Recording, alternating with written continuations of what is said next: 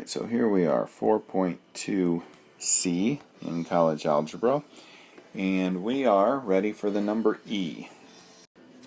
Alright, the number e is actually a very special number, very similar to a number like pi. I'm not going to go through the proof. It gives you a whole page of where it comes from, and I'm not going to go through that. I'm just going to tell you what it is, and it's a number that is very similar.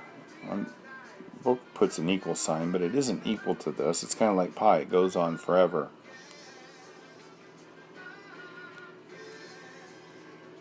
Okay, this is not the letter E. That is a symbol that Euler, and his name is spelled like this, and pronounced Euler. He came up with this, and a lot of times they came up with these letters like that, or I, for imaginary numbers, etc., because they used the quill where they dipped it in ink, and they wanted something they could write with one stroke of the pen. Just made it easier. So anyway, that's what the E, or where the E came from, and there is what the value of E is. Just like pi is 3.14, etc., E is this long drawn out number here. Alright, so when we're using a base E, and this is called a natural logarithm later on, but the E right now basically follows the same exponential functions that I went over with you in example 3 on shifting left or right and reflecting and doing all that kind of stuff. So let's go ahead and look at example 6 here. It says graph f of x equals e to the x, and f of x, or g of x, equals e to the negative x. Alright, so really all we're going to do is, let's say that we're going to graph this one. Alright, we're going to put 1 in here. Now let's start with 0. So when we put a 0 up here, we get a 1 for our y. When I put a 1 here, I get e to the first power. I get e to the first power, which is this here. And I'm just going to put 2.718. Put a 2 there. So I'm going to get 2.718 squared. What if I put a negative 1? That would be e to the negative 1, which would be 1 over e, which is 1 over this number here. Okay? And then when we want to graph this, we're going to end up with a graph that looks like this. Notice it crosses 1 again. And this other one right here, we can do the exact same thing, make a table, but it's going to reflect across the y-axis and look like this. Oops. It's going to look like that.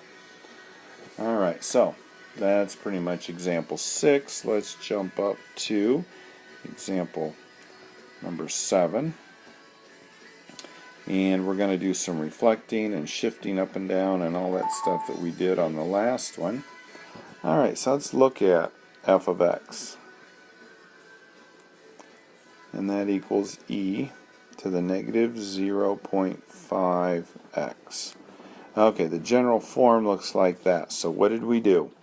We changed this to a negative, and we put a number in front of the x. So let's see what happens.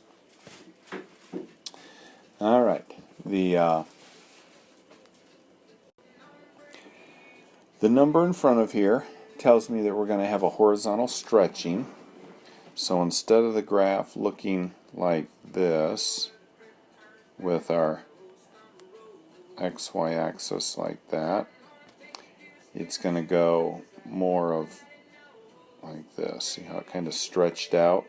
And that's what this number here does. This negative sign there means it's going to reflect across the y-axis. Okay.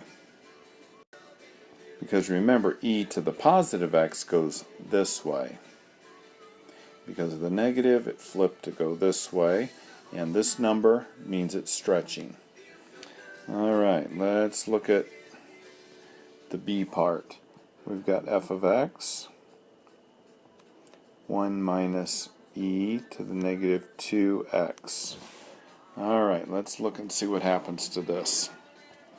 The negative sign right here tells me that I'm going to reflect across the y-axis. The minus sign here tells me that I'm going to reflect across the x-axis. And because this number is bigger than 1, it's going to shrink. So numbers between 0 and 1 stretch. Numbers bigger than 1 are going to shrink. Alright, so our general form of the equation, if you remember, it looks like this.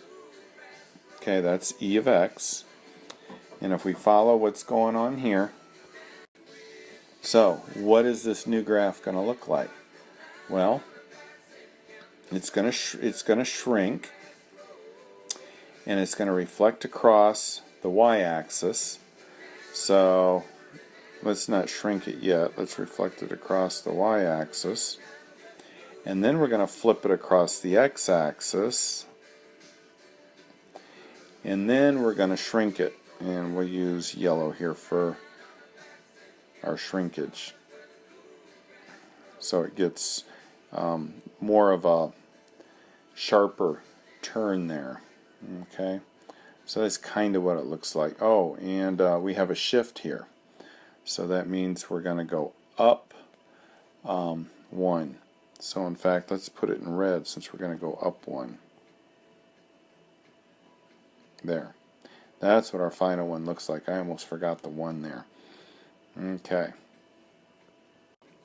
Okay, C says that we're going to do just e to the x plus 3 power. So that's the only thing that we changed, is that x plus 3. Alright, so what does that mean? It means our graph is going to look the same as this. It's going to go like that. The only difference is this plus 3 here means that it's going to shift to the left 3. So it's going to kind of do this. Okay, and that's pretty much the only thing it's going to do. Alright, so that's it for lesson 4.2.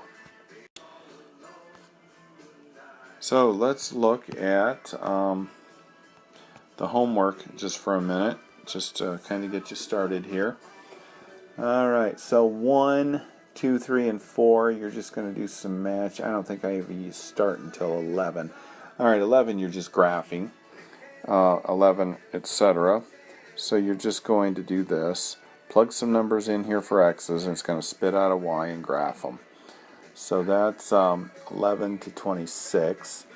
27 to 41, you're supposed to sketch the graph and then describe how each graph can be obtained. So you're not going to just sketch it using that. You're going to say, well, for 2 to the x plus 1, this plus 1 means I'm going to shift it to the left. That's why the graph looks like it is. So, or you're given e to the negative 0.2x, and you're going to say, well, it's going to stretch because this number is between 0 and 1. It's going to reflect across the y-axis because of this negative. Done. Okay? So you're just going to tell me why the graph is going to look different than the typical for this one, than the typical e to the x, or why this graph is going to look different than the 2 to the x power graph. Okay?